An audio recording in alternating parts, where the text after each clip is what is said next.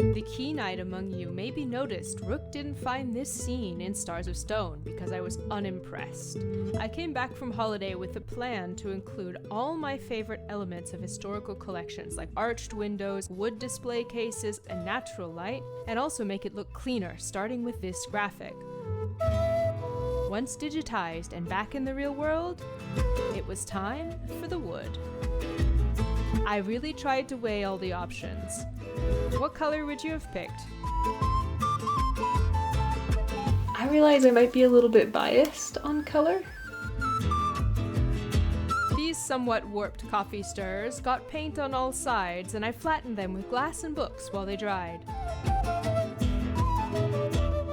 At first, I was just thinking to make frames and tables, and the frames were done quickly. But for the tables, I decided to go all out and make museum cabinets instead. I cut the stirrers and a few other pieces to play with until I ended up with something I like. A balsa wood frame, coffee stirrers in the top, and drawers that fit in, like so.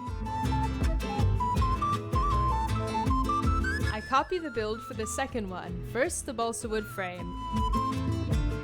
I cut, paint, and assemble it. Then more painted stirrers for the drawers based on the first ones.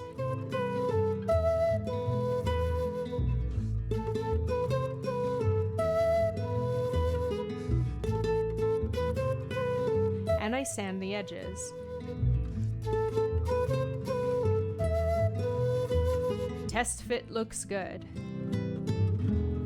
These little blocks mean I can pull out the whole drawer without it falling, and seeing the back of the drawer while I'm animating is going to be a very helpful cue. I make some hinges out of paper for the top of one, and I just attach the second one fixed. They turned out to be my favorite props, and they are so stinking cute, so much better than the old tables. They get little handles from polymer clay, and then it's scene set up. After that, armed with a horrible storyboard, it's lights and camera. Rook gets their first look inside the museum.